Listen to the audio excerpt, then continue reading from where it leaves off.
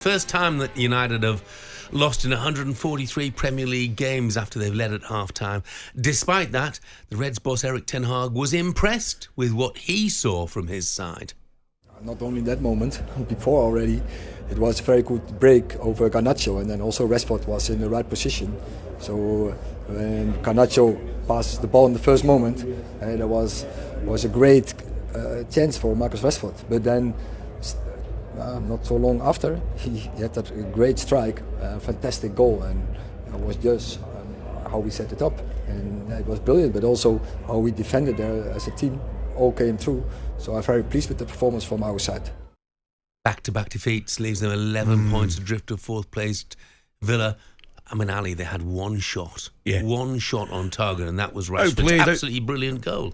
Listen, Jeff, simply they were outplayed and outclassed. They scored a wonder goal, which we spoke about. But when we said that we were going at 6 o'clock, mate, there was just an air of inevitability about the fact it was a matter of when are City going to score.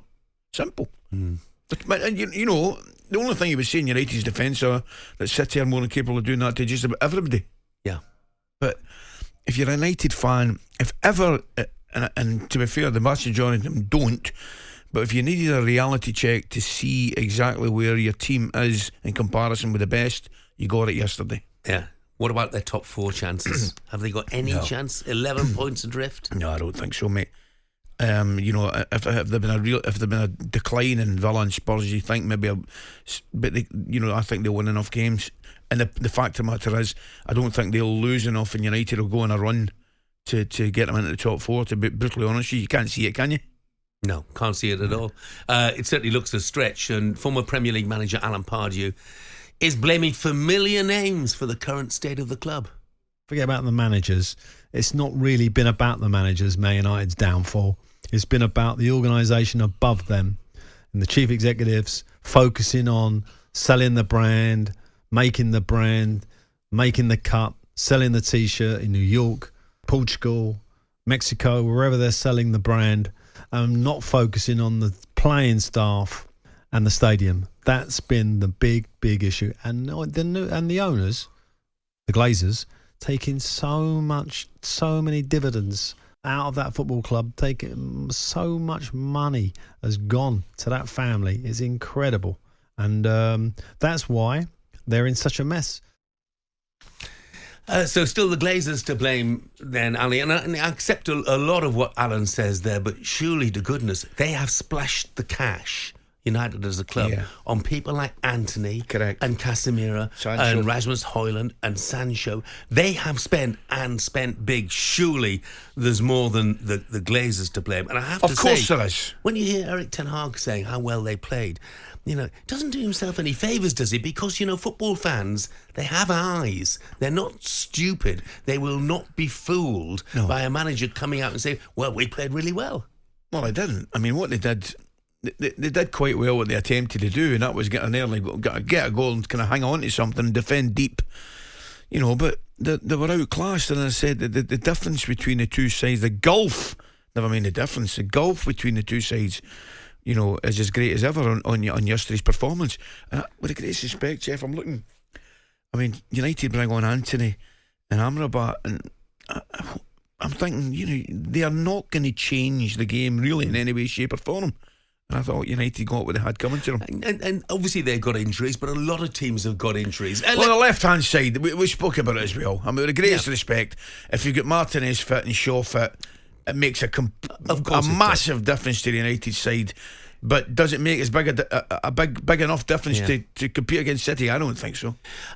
Joining us now, TalkSPORT's chief football correspondent, Alex Crook. Morning, Crookie. Morning, Crookie.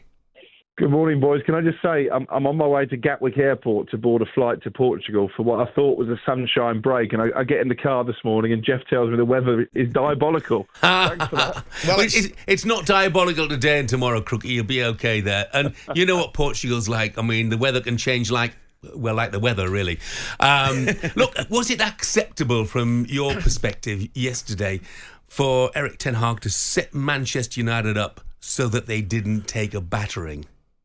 I think it was probably the only way, to be honest. I've been listening to what you guys have been saying, and I I understand where you're coming from for the manager to come out and say his team have played well when really they've been second best all over the pitch. I think probably it is a little bit too fanciful, but you look at the resources that Ten Hag has available, and that's partly his fault because his recruitment hasn't been particularly good. If United had gone there and tried to go toe-to-toe with City, as Luton did very bravely in the FA Cup in midweek, it probably would have been a similar scoreline. So I think the only way to get anything from the game was to make themselves hard to beat, was to play with that low block, was to try and use the pace of Garnacho and Rashford and the guile of Fernandes, who actually thought played very well in that false number 9 role, get the goal and then try and defend. But ultimately, City are just too good. You look at the options from the bench. United are bringing on academy products. City have got a World Cup winner in Julian Alvarez to come on. But I think Ali's bang on. It just shows the chasm now between the two clubs. And Ten Hag has to take some responsibility to that, but ultimately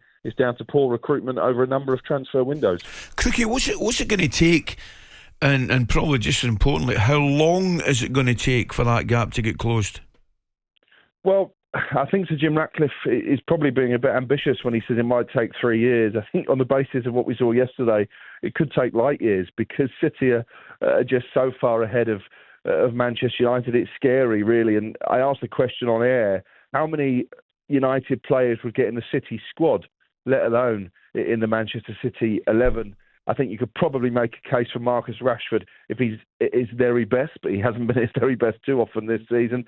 I think Kobe Mainoo is genuinely a future superstar, but apart from that, I don't think anybody in a United shirt gets near the City team. So it's going to take a long, long time. It's going to take really good recruitment, and it's going to take strong leadership as well. I think the big question now is Erik Ten Hag the man to take Manchester United on that journey? And that's a decision that Sir Jim Ratcliffe and Dave Brailsford, who I know has been a regular figure at the training ground in recent weeks, are going to make between now and the end of the season. In fact, probably they've already made their minds up based on what they've seen already. Do you think that the fact that they are still in the FA Cup is what's keeping him in a job at the moment, Crookie?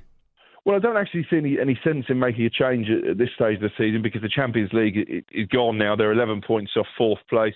They're not going to catch Aston Villa. I don't think they're going to catch Tottenham either when you look at how well Tottenham are playing under Ange Postecoglou. So if you make a change of manager, what are you going to achieve? They might limp into a Europa League place, but does anybody really care about that? I think a lot of United fans might just say, let's scrap European football altogether. But certainly the FA Cup could yet be a shining light, but it won't be, because I think to win the FA Cup, you're going to have to beat Manchester City, and they don't look capable of doing that. TalkSPORT Breakfast, waking you up Monday to Friday morning from 6 a.m.